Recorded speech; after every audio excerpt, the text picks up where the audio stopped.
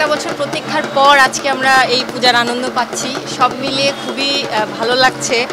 আমাদের প্রাত্যহিক জীবনের যে একটা ধারাবাহিকতা, সেই ধারাবাহিকতার বাইরে গিয়ে আজকে একটা সময় কাটাচ্ছি এবং খুবই আনন্দদায়ক। মনটা প্রশান্তিতে ভরে গেছে মন্দিরে এসে মায়ের কাছে, মায়ের চরণ দর্শন করে। সব মিলিয়ে বেশ ভালো লাগছে।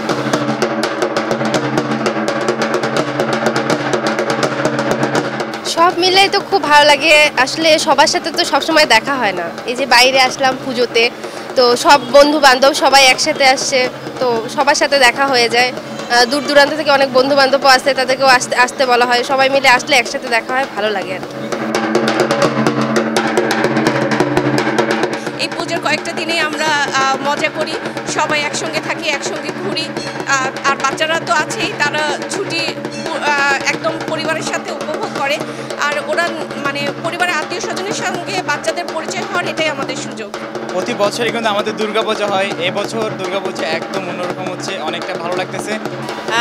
আজকে সপ্তমী, আজকে এসেছি আমার বন্ধু বান্ধবী, আমার জুনিয়র, ও বান্দরবান থেকে এসেছে, এখনও যায়নি বাসায়। তো আমাদের যে একটা বাইরে আমরা যারা থাকি, তারাও আমরা বাইরে বন্ধু বান্ধবী, জুনিয়র সিনিয়র মিলে একটা পরিবার গড়ে তুলি, সেই পরিবারের সাথে আনন্দ করছি। আজকে অথবা কালকে হয়তো বা বাড়ি চলে যাব, বাড়িতে গিয়ে বাকি দিনগুলো বাবা মায়ের সাথে বেশ আনন্দেই কাটাবো। অনেক ঘোরাঘুরি করব, অনেক ঘোরাঘুরি হবে।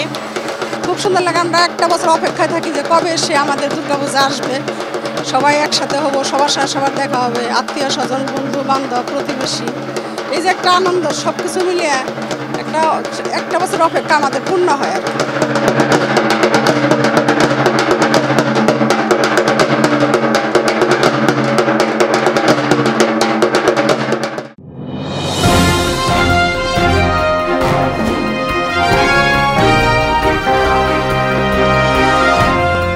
প্লাস টিভি 24, সম্ভাবনায় প্রতিক্ষণ।